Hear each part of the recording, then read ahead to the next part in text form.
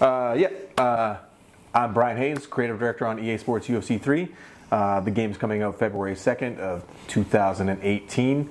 And yeah, we've just been taking a look at all the new stuff we put in the game this year. Really, two of the big things are massive changes to stand-up gameplay using all new real player motion tech, or RPM tech for short, and also some really big changes and improvements to career mode, which is a big priority for our fans and a big priority for us. Awesome. The striking is much more tactical than before. And what role has the head moving doing with that? Well, head movement is really important to the striking gameplay because it's one of the primary ways for you to not get hit in the face. So that's incredibly important in the fighting game. But it's really just one facet of a much more robust and nuanced striking vulnerability system that we've implemented in the gameplay this year. So yeah, head movement is very important for getting your head out of the way, but it can also work against you if you move your head into the path of a strike.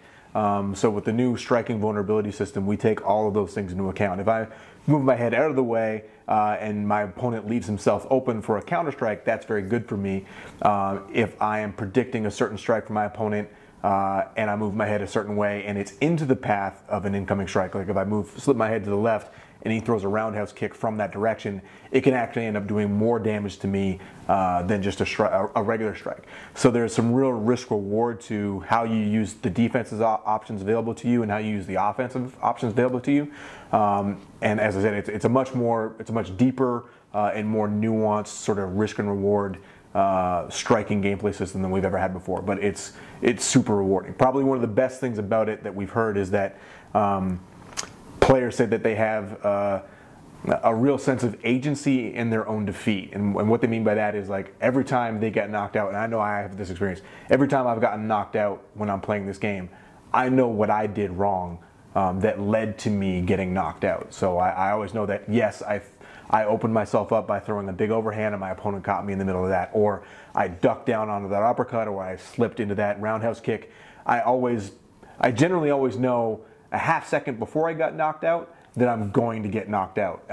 And that's a good thing in the sense that I know that it's a mistake I can correct, or I know that I had, like some people have said, agency in my own defeat, as opposed to it just seeming some whimsical result of mathematics under the hood. You are involved, and the decisions you make have real consequences and impacts in the game. So it's pretty cool. Great. You did quite a lot with the control scheme. You changed a lot, but the submission game stayed almost the same. Is there a reason for that? It stayed almost the same. We have made some changes to the logic that when we released the beta, people that were very experienced with the submission game had some difficulty getting adjusted to. But we have made some changes to the logic of how the game plays out that does change the way you should approach playing it. But the fundamental controls have stayed the same. We've updated the HUD, etc., trying to make it a little bit easier to read.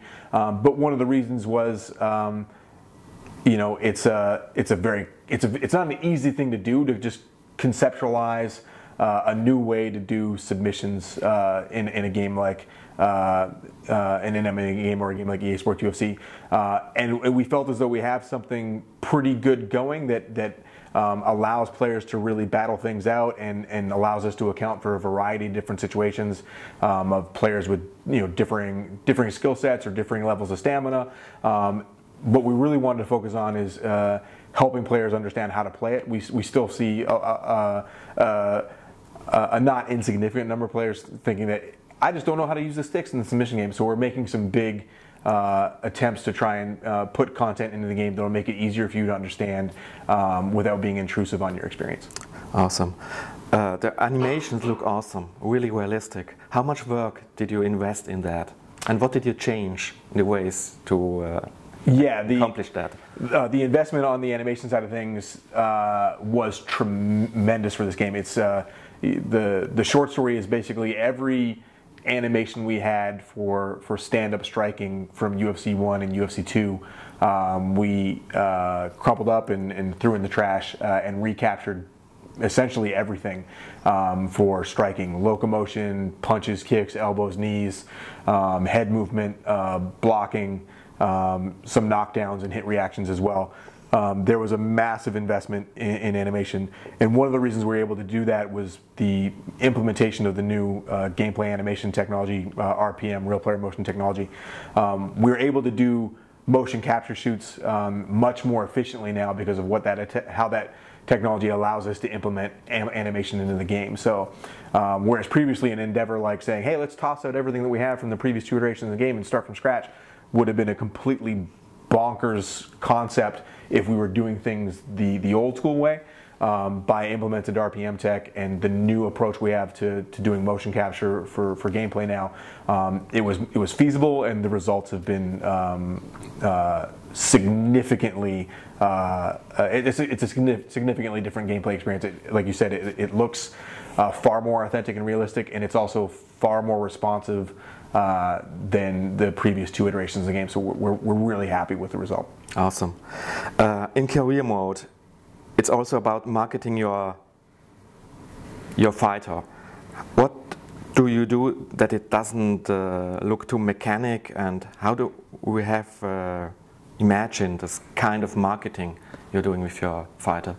Yeah, the idea of there being a balance between how you what you do to get your fighter ready to perform inside the octagon, and what you do to promote your fighter outside of the octagon, being a part of the decisions you have to make throughout your career mode experience, was sort of central to the concept of career mode this year. The big thing is what you're trying to do in career mode is become the greatest of all time, and we put some very clear goals in front of you that define what you need to accomplish to claim that title. And it does require both accomplishing things inside the octagon and accomplishing some things that require sort of actions outside the octagon. And that idea of promotion, while we just try to give the user choices to make during training camp of how they're going to spend their time, whether it's improving their fighter's attributes, learning new moves or unlocking new perks, spending time sparring so they can get a preview of their upcoming opponent, or doing activities that will increase their popularity or increase the hype for their upcoming fight. All of those decisions are meant to be very quick, but we try and give you visual feedback about every single decision you make, whether it's showing you how your attributes have increased, showing you the moves you've unlocked, or showing the response to your self-promotion from the sort of in-game social media system, and you can see how the fans are responding, or how your rival is responding, or how other personalities in the UFC were responding to what you're doing. Again, we try to make it quick, but we try to make it impactful, make it feel like you're part of a living world when it comes to that sort of self-promotion and increasing the hype for your upcoming fights. Great. FIFA has a story mode as well as Madden. What about UFC? Are you planning to do something like that? For UFC 3, our focus was career mode.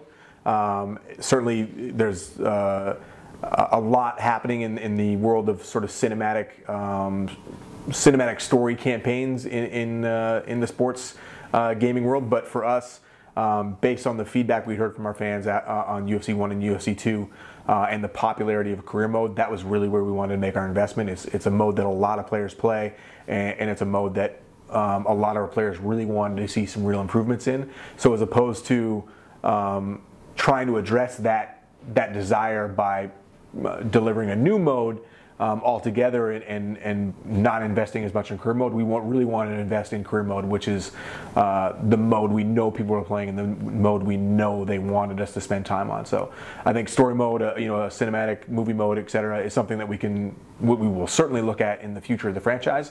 But delivering a solid career mode experience was a big priority for us this year. And the replayability is high on a career mode, I would say. Yeah, you do get the option of playing a career mode as a created fighter that you can make look as weird as you want or as realistic as you want, or you can play as your favorite UFC fighter and sort of relive their career. Whereas, yeah, generally your sort of more cinematic story campaigns have a fixed protagonist that you take control of. And again, that's something we may look at in the future of the franchise, but again, yeah, career mode was a big focus for us. Yeah, great. What about the entrances of your fighter? Can you change that, especially if you progress in the campaign? For your created fighters, you can select from a long list of entrances that are sort of modeled after the entrances of a variety of UFC fighters in our game. You can't change the entrances of a licensed fighter, so you can't make Conor McGregor walk out some way that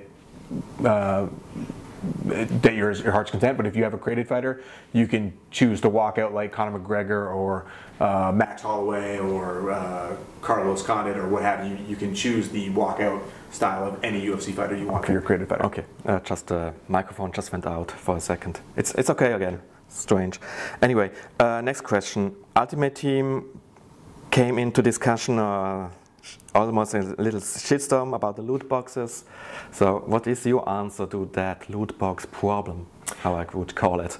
I mean, Ultimate Team in EA Sports games have been around. Well, in FIFA, it's been around for almost a decade now. And I mean, I think the big thing is for FIFA Ultimate Team, for UFC Ultimate Team, for Madden Ultimate Team, they are opt-in modes. If you're not a fan of Ultimate Team, then really the best thing you can do is not play it. And I'm totally fine with that. If you don't want to play Ultimate Team, play online ranked championships, play career mode, play fight now, play tournament mode, create your own event.